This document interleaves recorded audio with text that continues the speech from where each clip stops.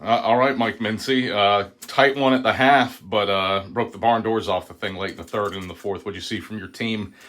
Second half, rolling past a pretty talented Limestone group. Well, first of all, you got to give credit to Coach Fox and his group. They, they haven't necessarily shot well statistically, but they came in against us in the first half and put up, I don't know what they put up there in the first half, 40-something points. We were up about 44, I think it was, up one.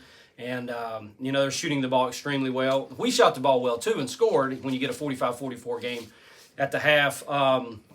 Third quarter was kind of ugly. We weren't we couldn't get away from them. That was the thing. They did a really good job. They scored right with us.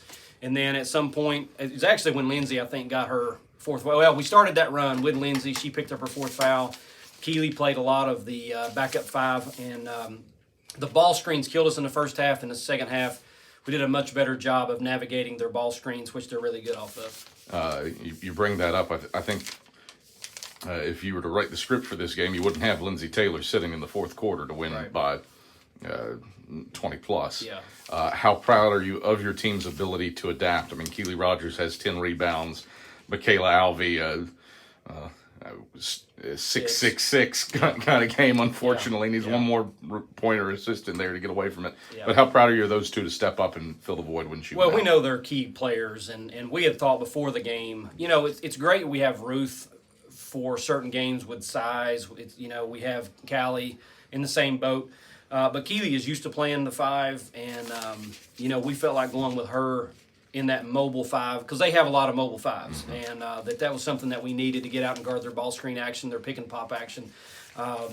And Mac is she's a competitor and she's a winner, and I thought she was huge in that run, defensively especially, helping to get stops on number 15 and then certainly going and grabbing boards.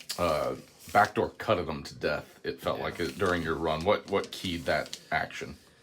They were doing a good job in their man, and they were getting out on us a little bit. Sometimes those work, sometimes it doesn't. But I thought the kids really executed those particular sets to be able to try to get some looks on backdoor cuts. And, they were out, overplaying a little bit and getting in our business. And, I thought that they functioned well in that, and those were big buckets. I think we got 4 points maybe off of those.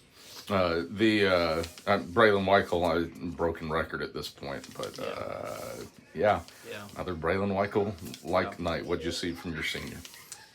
Well, she shot it great, obviously. Braylon, that's something I'm going to miss, honestly, and I hate to see it.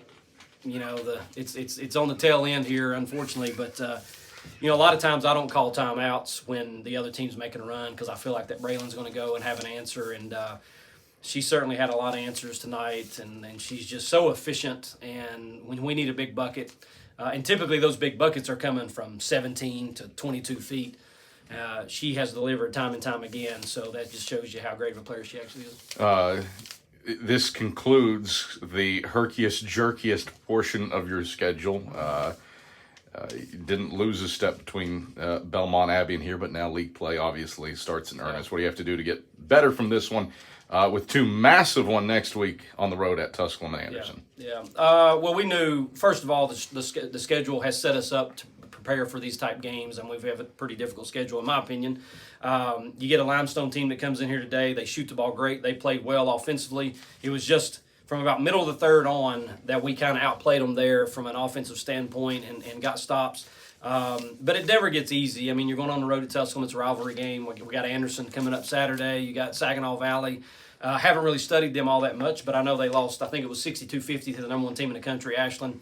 So it's not going to get any easier. And then we come back after Christmas, we got the Glenville State who won the national championship 2 years ago. So we're just trying to prepare ourselves as best we can, learn about ourselves. And this is the second game in a row where we've had to pull away in the fourth quarter against a good Belmont Abbey team and a good Limestone team. So it's going to certainly help us, and we're glad that we're able to get these off of W's and not losses.